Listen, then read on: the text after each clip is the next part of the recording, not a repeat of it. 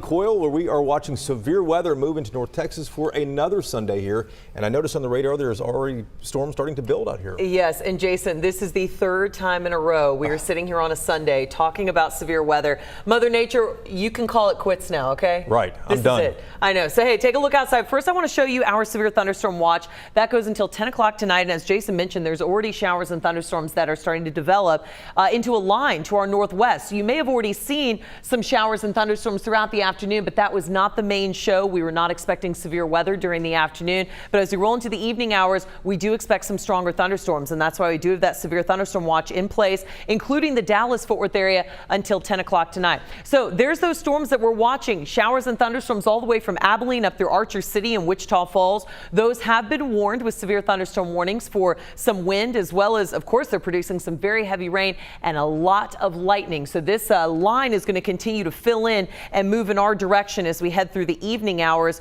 into the Dallas-Fort Worth area. But right now, there is no rain in Dallas-Fort Worth. It's just heat and humidity. Denton feels like 105 right now ahead of these storms. A lot of moisture out there. DBU feels like 104. Dallas also feels like 104. So for the rest of your afternoon and even probably up to about sunset, it'll be mainly dry here in the immediate Dallas-Fort Worth area. It's just going to feel quite like summer. Now, I want to fast forward the timecast here until about 6 o'clock in the evening. So there's these storms still filling into our northwest. Dallas-Fort Worth is still in the clear. Then as we head into about 7 o'clock, they start knocking on the door to more of our northwestern counties from Sherman down through Decatur, also Mineral Wells. Since these storms are kind of lining up into a line, our main concern is going to be damaging wind again, but we can't rule out some large hail as well as a few brief spin-up tornadoes as they head through, especially if any of these thunderstorms break off from this immediate line. That would increase the tornado threat. Now, as we move through 8 o'clock, they start to move into the Dallas-Fort Worth area, mainly our western counties there, just around Tarrant, Denton,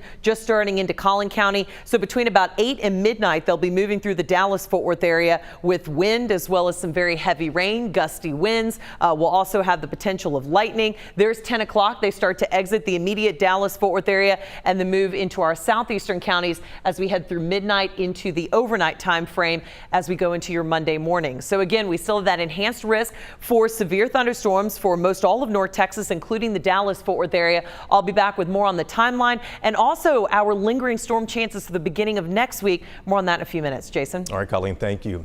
Take our live radars with you wherever you are tonight. They are on our free WFAA app, and you can find it in your phone's app store.